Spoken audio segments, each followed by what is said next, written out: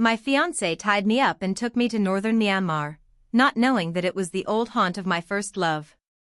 The day before our engagement, my fiancé said he wanted to take me on a world tour first. Just after landing in northern Myanmar, he colluded with my first love to tie me into a car. As the car drove further, I trembled at the familiar surroundings and begged them to stop and let me go home. Solomon sneered repeatedly, telling me to stop wasting my efforts. As long as they sold me off in the compound, no one could stop him and my first love from being together. I cried bitterly, because the ones doomed were not me, but those two. This was the old haunt of my childhood sweetheart. Over the years, I had used every means to escape him. I never expected that just upon returning home, I would be sent back again. Baby, how about I take you on a world tour? Solomon gently stroked my long hair, his eyes shining with a light I couldn't understand. Let's go to northern Myanmar first, they have the most beautiful jade there. I was lost in the joy of about to become a bride, completely unaware of the strange tone in his voice. So I agreed to his request, and Solomon happily helped me pack, his eyes full of anticipation. It wasn't until the plane landed at the northern Myanmar airport that I realized his first love, Rainy, was traveling with us. Solomon, what's going on? I gripped the handle of my suitcase tightly, watching Rainy link arms with Solomon. Solomon's smile vanished instantly, replaced by a chilling coldness. Sophie, did you really think I was here to travel with you? Did you really think I was going to marry you? If it weren't for my family's fortune, I wouldn't even spare you a second glance. Rainy forcefully pulled my luggage away. Stop dreaming. Solomon only loves me. As for you. She looked at me with a cruel smile, and her words sent a chill down my spine. I will sell you to northern Myanmar, to make you disappear forever. Hearing northern Myanmar, my whole body went cold, and my voice trembled uncontrollably. I beg you to spare me. I'm willing to give you all my family's property. Please, don't send me to northern Myanmar. Seeing me beg, Solomon kicked me to the ground. His smile was savage. Scared now? Didn't you say you loved me? If you love me, then die for me. Only when you're dead can Rainy and I rest easy. Enough, Solomon, stop wasting words on her. The boss is still waiting to inspect the goods. Rainy stood before me, a slight smirk on her lips, her eyes gleaming with an unmistakable pride. She pulled a syringe out of her bag, gently rubbing the needle with her fingers as if toying with a precious trophy. Just one shot, and you'll be obedient. Rainy picked up the syringe, her smile growing colder and more sinister. Be good, it'll be over soon. The syringe inched closer and closer, my breathing grew rapid and erratic, my chest heaving violently, fingertips icy cold while my palms broke out in a cold sweat. No, please don't. I trembled, eyes fixed tightly on the syringe in Rainy's hand. I beg you, don't. My voice quivered with a desperate plea. My body began to shake uncontrollably, and in an instant, I lost all strength and collapsed to the floor. Each step Rainy took felt like she was stepping on my heart. My throat seemed gripped by an invisible hand, making even breathing a struggle.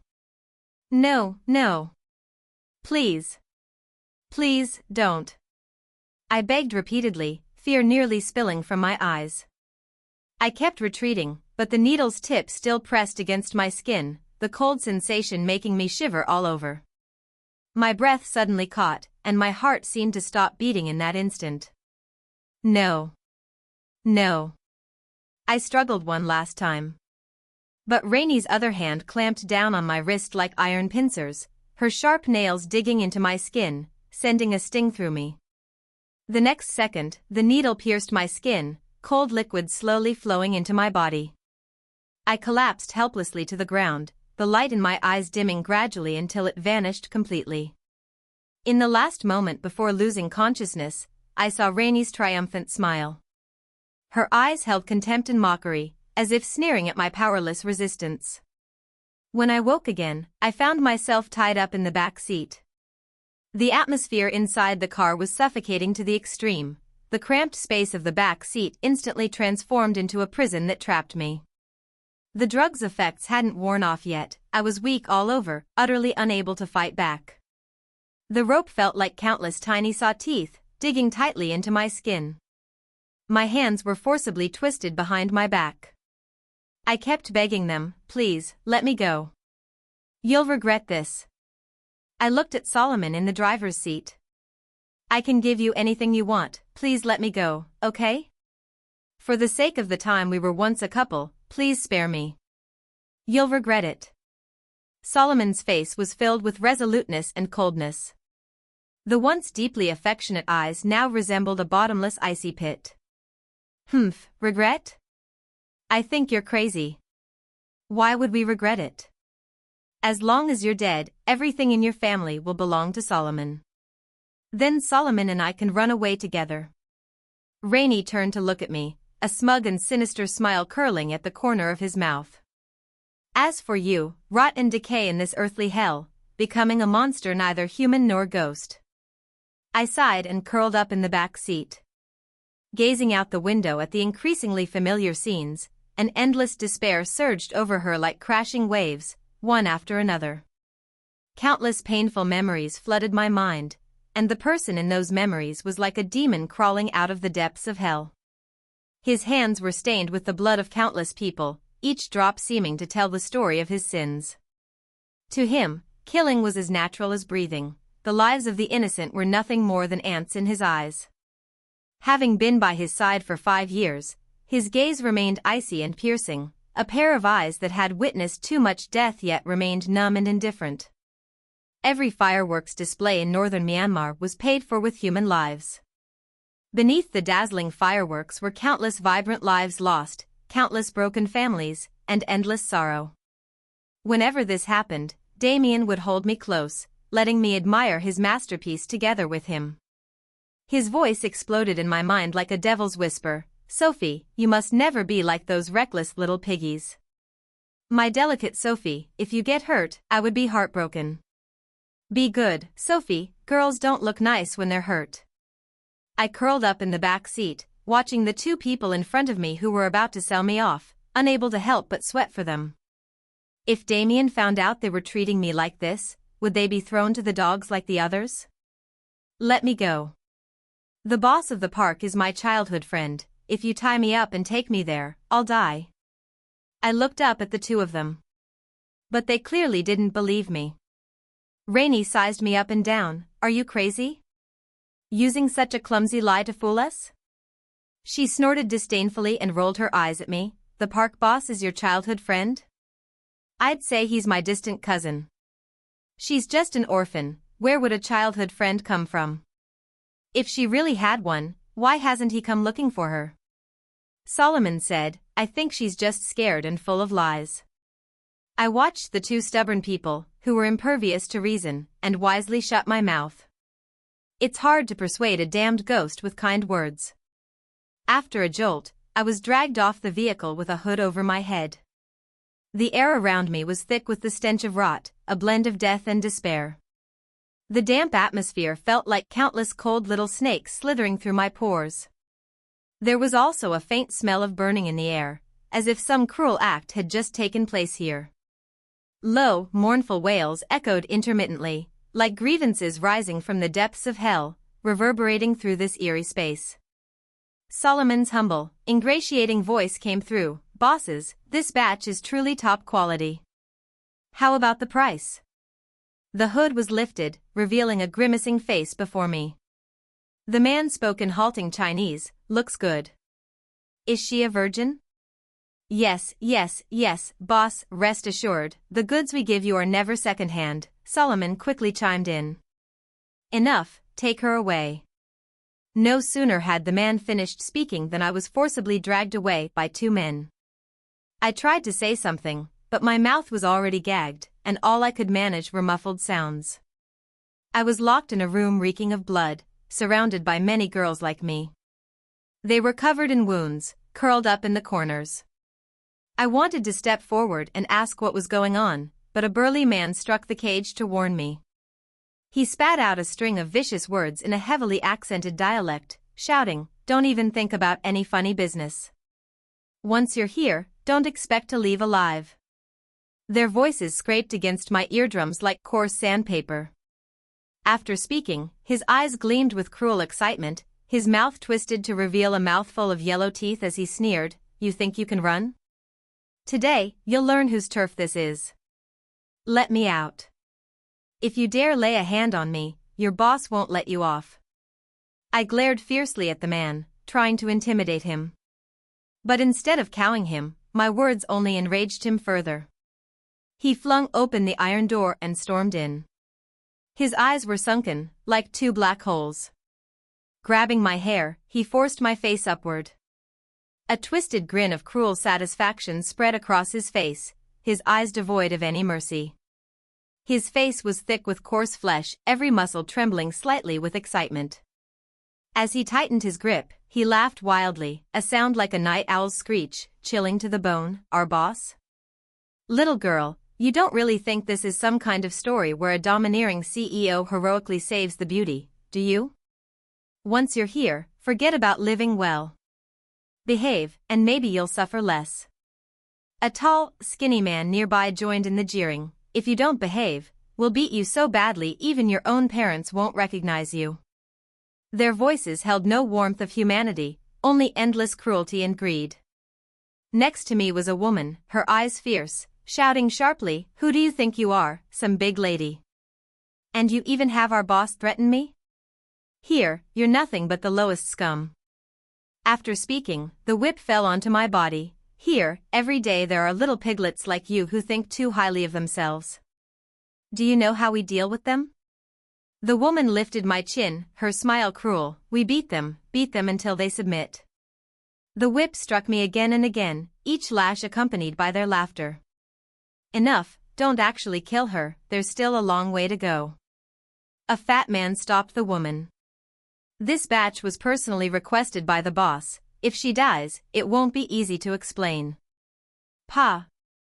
Consider yourself lucky, I'm not done beating you yet." The woman spat in my face and stormed off in anger. I was thrown to the ground like a rag, every pore on my body screaming in pain. The scene before me was stained red with blood. In the last second before I closed my eyes, I saw Damien.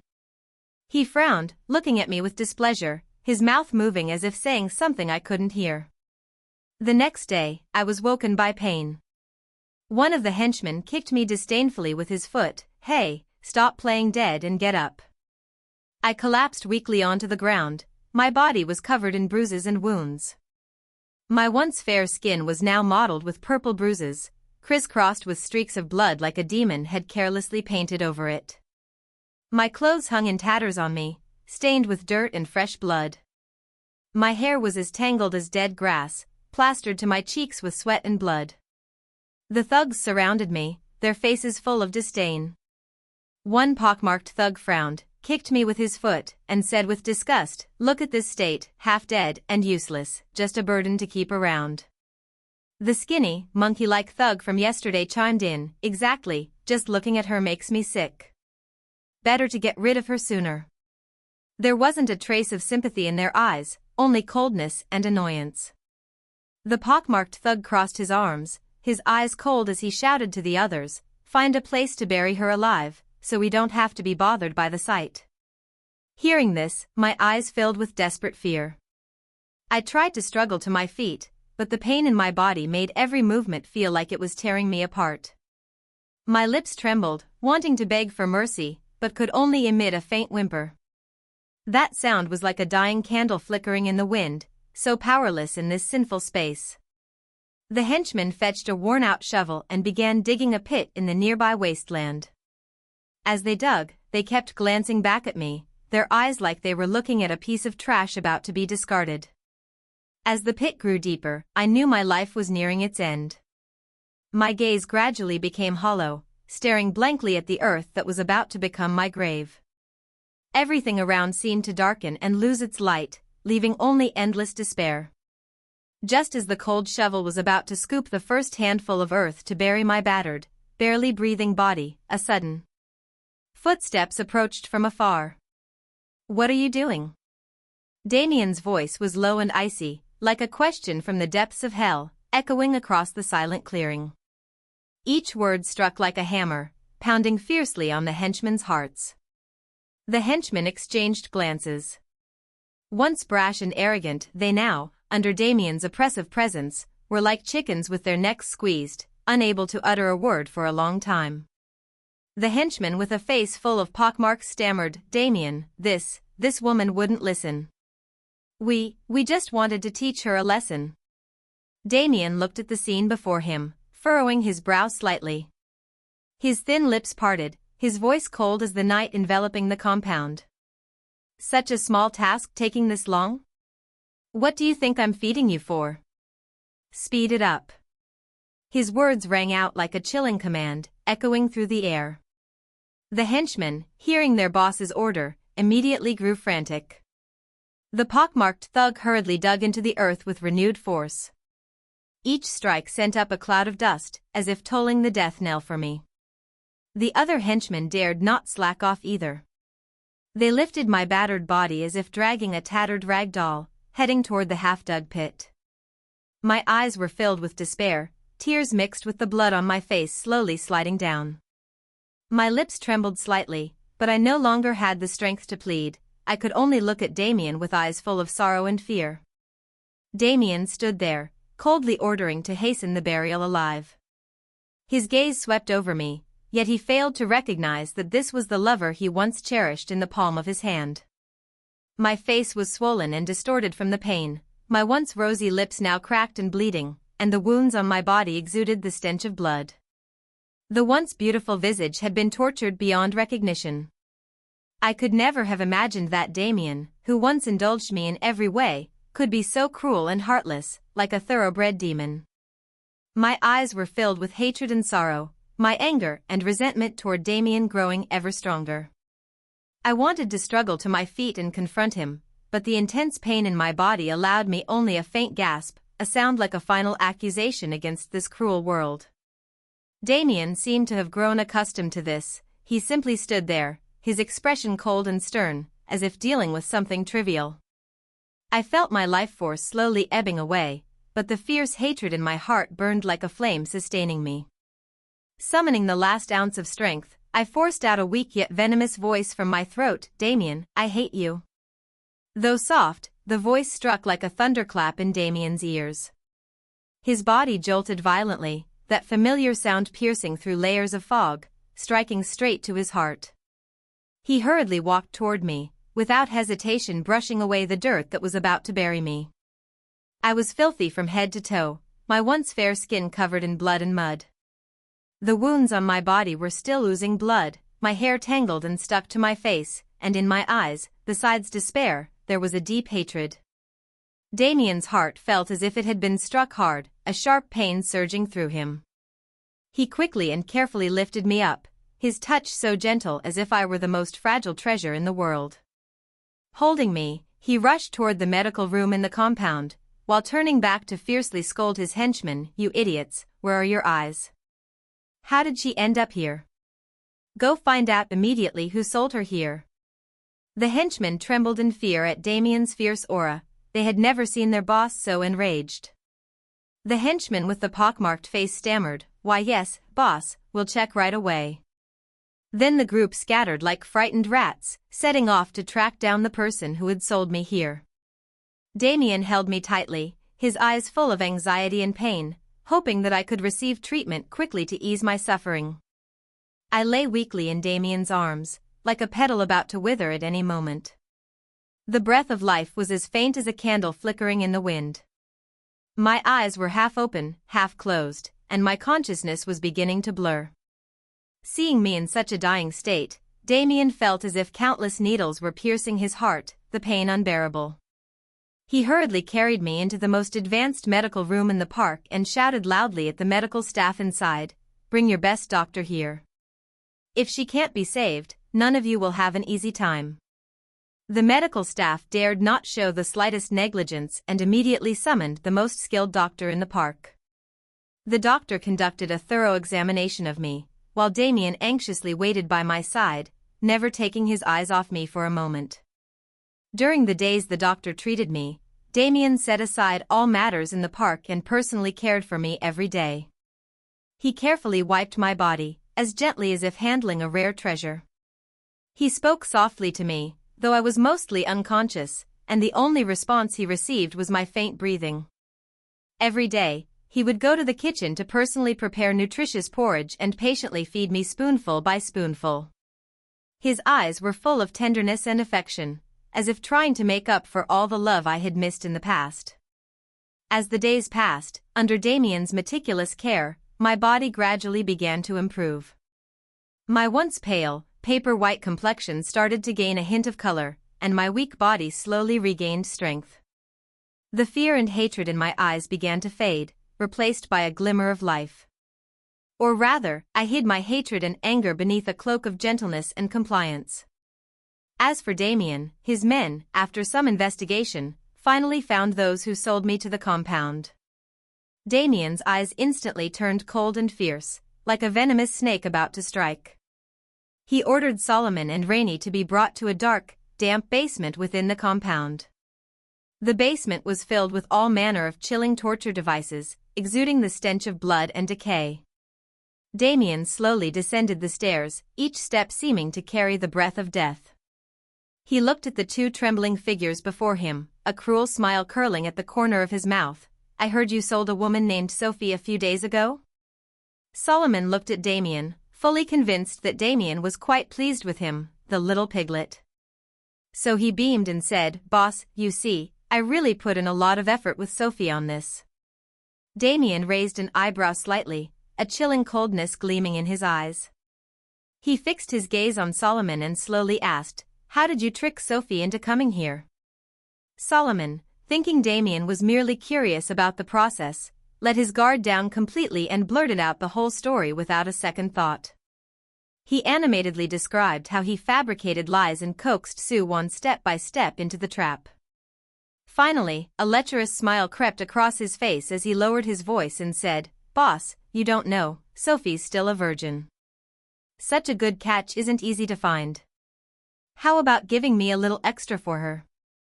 Rainey, standing nearby, saw Solomon's behavior and assumed Damien was there to hand out rewards. She quickly swayed her hips and edged closer. Wearing a flattering smile and eyes full of expectation, she said, "Boss, I helped out quite a bit too. You can't forget about me." As she spoke, she flicked her hair with her hand, trying to catch Damien's attention. Damien looked at Rainey as she approached, his face full of disdain. He stretched out his hand and forcefully shoved her aside, his eyes seeming to freeze over with a thick layer of ice, radiating endless coldness. His voice was low and icy as he ordered, "Bring these two to the interrogation room and give them a proper torment." Rainey and Solomon's faces instantly filled with terror upon hearing the command. Their bodies began to tremble uncontrollably. It was said that the interrogation room was one of the most terrifying places in the entire compound, so dreadful that even immortals would shed their skin. Rainey stammered, Boss, why? What did we do wrong?" Damien's lips still curled into a smile as he slowly said, "Sophie is my childhood sweetheart. What do you think the reason is?" Upon hearing this, the fear in Rainey and Solomon's hearts surged like a flood. Solomon's eyes widened, so what Sophie said was actually true. He pointed at Rainey and shouted, "It was her idea, she was the one who made me do it." Solomon's face was full of terror as he trembled, crawling toward Damien and grabbing the hem of his pants. "She was the one who urged me to sell Sophie, she incited me." "I'm innocent, boss." Rainey screamed sharply, pointing at Solomon. "He's the one who lied, he told Sophie he was taking her on a trip. He said that as long as Sophie died, he could claim her money as her fiancé. If it weren't for him, Sophie wouldn't have come here. This really has nothing to do with me, boss." In an instant, the once loving couple turned into bitter enemies. But Damien paid no attention to their excuses. His men had already dragged them to the torture chamber. There, all kinds of cruel punishments awaited them. "Everything Sophie suffered, you will pay back 1,000-fold." With that, they were hauled into the torture chamber. Solomon was pressed to the ground, and the henchman wasted no time pressing the glowing red branding iron against his back. Solomon let out a miserable scream as the skin on his back instantly burned black and the flesh curled up. He struggled desperately but was held down firmly, only able to twist his body repeatedly, letting out pained wails. Nearby, Rainey's face had turned deathly pale from fright. She trembled as she begged the henchman, "Please, let me go. I'll do anything if you just let me go." The henchman ignored her pleas, grabbed a whip studded with sharp spikes, and lashed it hard across Rainey's body. The whip sliced through the air with a howl, striking her arms, back, and legs with brutal force. Deep, bloody welts immediately appeared on Rainey's skin, blood seeping from the wounds and staining her clothes red. Her cries were heart-wrenching, her voice hoarse from screaming, her eyes filled with utter despair. "Boss, they've passed out," the henchman reported with his head down. "Throw them into the salt water to soak," Damien said coldly, as if discussing what to eat today. Following orders, the henchman dragged Rainey and Solomon to a large vat filled with salt water and threw them in. The salt water stung their wounds like countless needles twisting inside. Rainey and Solomon were jolted awake by the sudden pain. They struggled desperately in the vat, begging for mercy, trying to escape the piercing agony. But the hard walls surrounded them, and they could only endure the salt water corroding their wounds in torment. Yet Damien showed no sign of stopping. He merely said lightly, "Don't let them die easily," and then left. After Damien's departure, Rainey and Solomon endured hundreds of tortures. Their screams echoed through the interrogation room, but Damien showed no sign of softening. "Boss, the man is dead," the henchman reported cautiously to Damien. Damien merely nodded slightly, as if it were a trivial matter. At that moment, he was sitting in the garden, and I was nestled by his side. Hearing the henchman's words, a chill ran through me, and I looked at Damien with confusion. Yet Damien seemed oblivious to my unease. He gently held me in his arms and whispered the most touching words into my ear, "Sophie, you are the most precious thing in my life. As long as I'm here, nothing will ever harm you." His voice was soft and deep, like a gentle stream. Yet, a cold shiver stirred within me. I was filled with dread at Damien's cruelty. Those two had been tortured to death, and Damien remained so calm. I knew I had to do something to stop Damien from continuing his evil deeds. I made a silent decision. I began quietly looking for an opportunity to go undercover and tried every means to get in touch with the undercover police. I was well aware that I needed to contact the undercover agent as soon as possible, but Damien had people closely monitoring my every move, making it nearly impossible to find a chance. Finally, on my birthday, Damien was in an unusually good mood and let his guard down to celebrate with me. I took advantage of the moment and slipped a sedative into his drink. The sedative was something I had secretly found earlier in the medical room of the hideout, colorless and tasteless, completely undetectable when mixed into the wine. Damien, unsuspecting, raised his glass and drank it all in one go. Before long, he fell into a deep sleep. Seeing my chance, I carefully avoided the guards and followed the route I had secretly observed to the agreed meeting point. My heart raced with every step, fearing I might be discovered. But the determination to bring down this den of evil gave me the courage to keep moving forward. I arrived at an abandoned factory, the designated meeting point. I hid in a corner, nervously waiting for the undercover agent to appear. Time ticked by second after second, each moment of waiting feeling like torture. Suddenly, I heard faint footsteps, and a figure slowly emerged. I clenched my fists tightly, only relaxing when I saw the other person give the agreed-upon signal, knowing this was the undercover agent I had been waiting for. Following the prearranged route, I slowly made my way to the abandoned warehouse on the edge of the town. The warehouse stood amidst overgrown weeds, the surroundings silent except for the creaking sound of the wind blowing through the broken doors and windows. I stopped at the warehouse door, nervously twisting the corner of my clothes, my eyes fixed on a loose stone at my feet.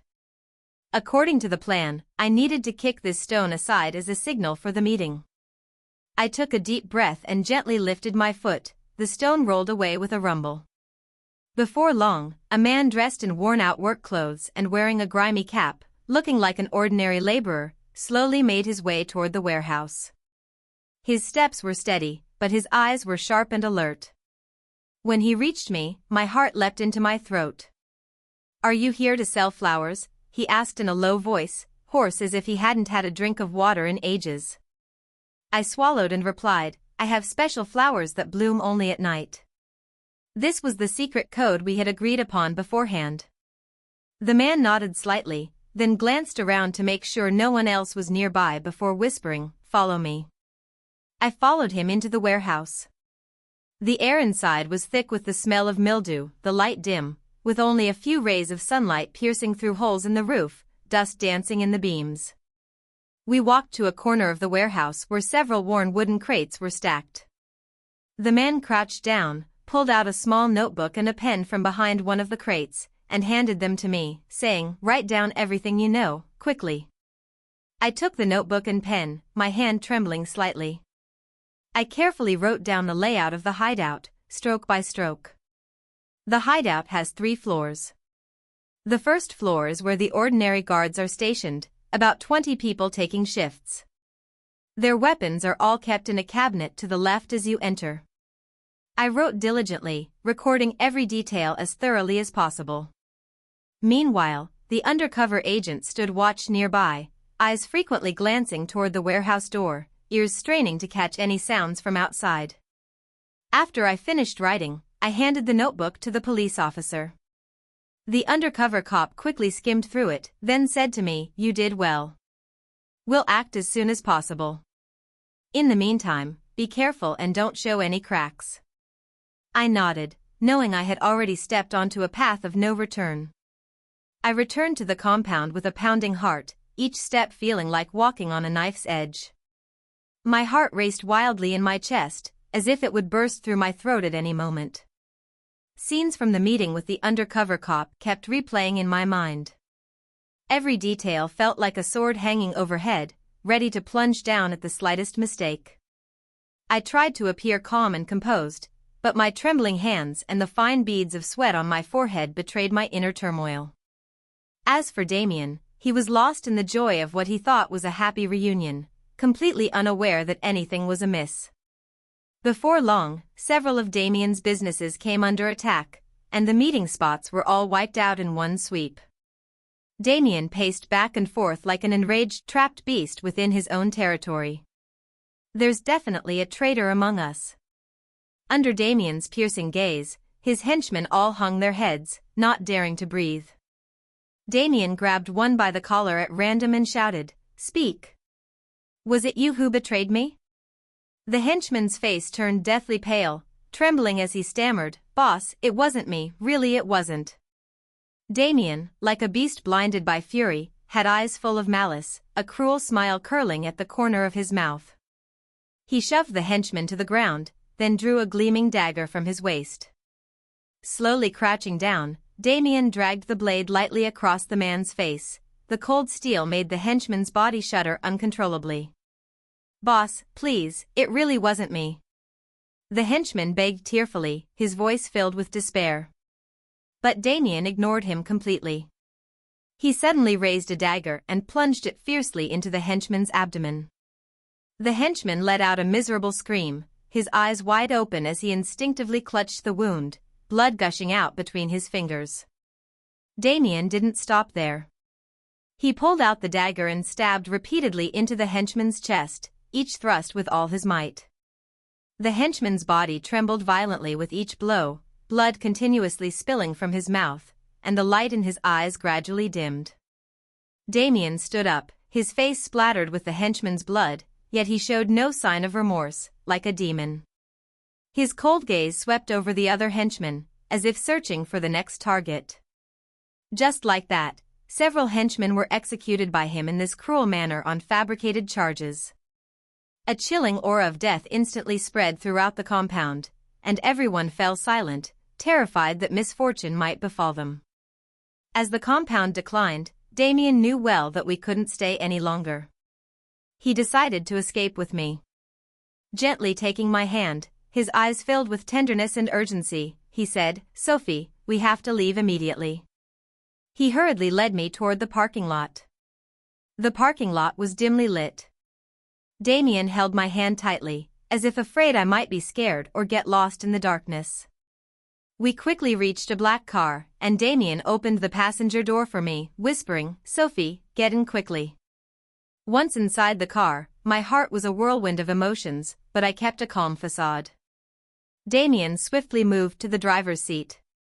He started the engine, which rumbled deeply to life. Damien glanced at me, reached out to gently fasten her seatbelt, and reminded her, "Sophie, buckle up, the road ahead might be bumpy." I forced a faint smile and said, "Thank you, Damien." A slight smile tugged at Damien's lips. "As long as you're by my side, I want to take care of everything." The car slowly pulled out of the parking lot, Damien watching the surroundings warily. As the car neared the park's exit, his expression grew tenser, eyes fixed intently on the guards ahead. One hand stayed on the steering wheel, while the other reached over to gently grasp mine, as if lending strength to both her and himself. A wave of nervousness washed over me, knowing I had to cooperate with Damien to successfully relay his location to the police. I feigned calm and asked, "Damien, where are we headed?"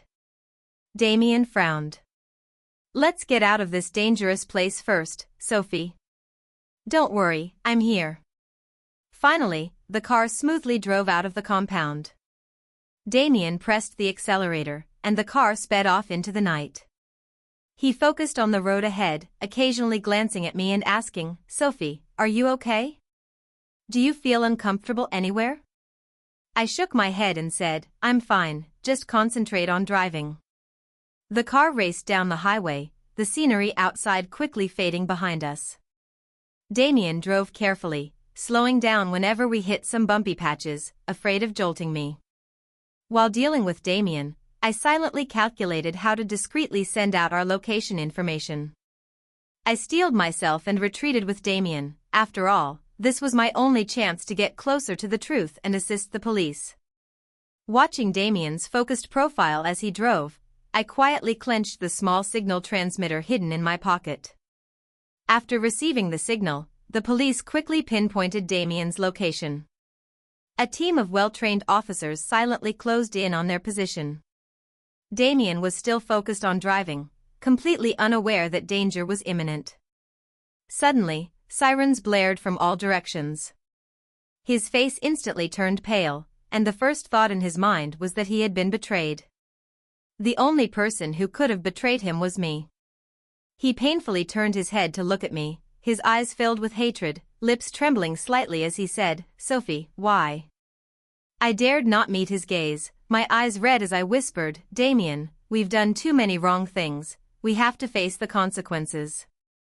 Damien's heart was full of anger at the betrayal, but seeing my fearful and guilty expression softened him.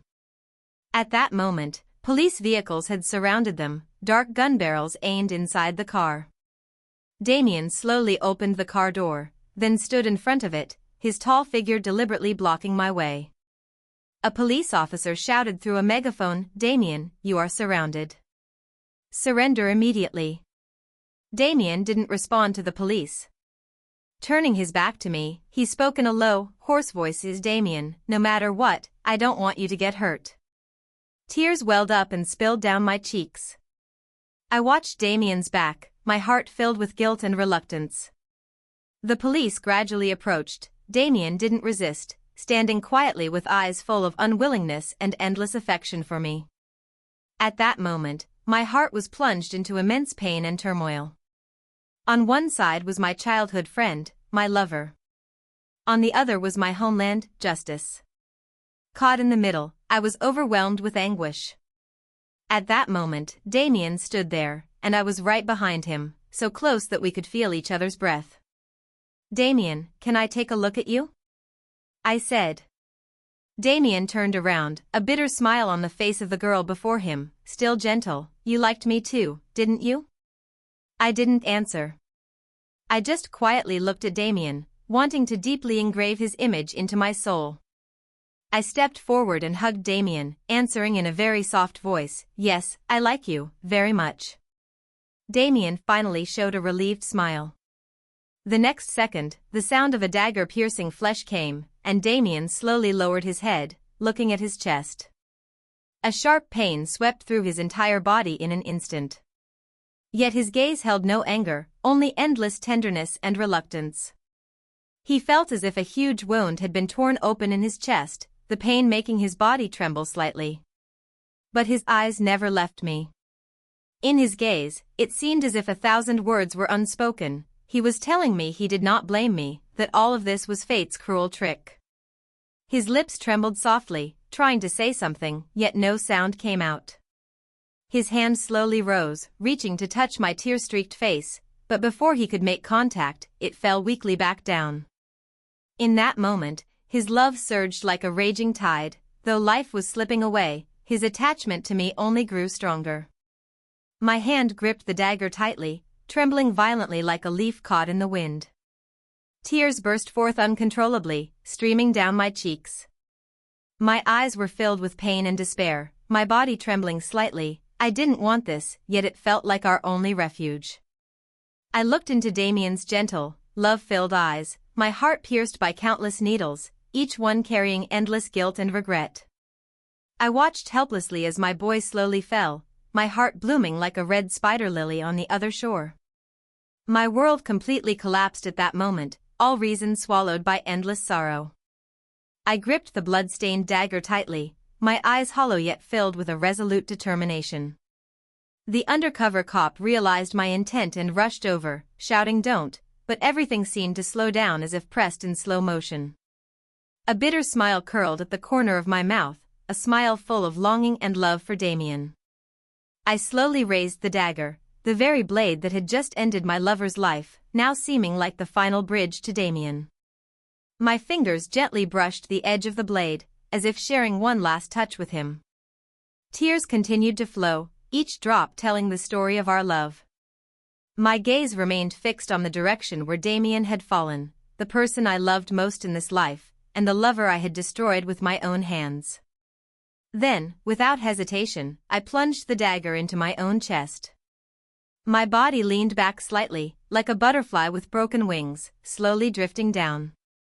The white skirt spread out on the ground like a blooming flower, and the air around seemed to freeze. The dagger was deeply embedded in my body, blood slowly seeping out, staining my clothes red. The place where I fell was not far from Damien. With my last ounce of strength, I still tried to get closer to him. My hand reached out in Damien's direction, as if trying to grasp the happiness we once had, even if it was just a faint trace of warmth left. In the final moments of my life, my mind was filled with every little memory of being with Damien. Those beautiful memories shone like brilliant stars, lighting the dark path I walked toward death. After that den of sin was destroyed, sunlight struggled to penetrate every corner, trying to dispel all the shadows of darkness. The city gradually revived, people bustling through streets and alleys, their laughter and joy seeming to drown out the fear and evil that once prevailed. At the edge of the city cemetery, 2 tombstones stand quietly.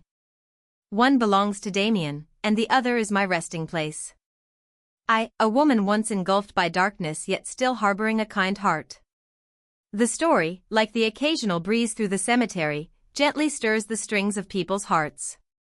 That young policeman witnessed all my tenderness and helplessness during his undercover work. Every time he comes here, he gently strokes the tombstone, as if comforting the me who once endured so much suffering.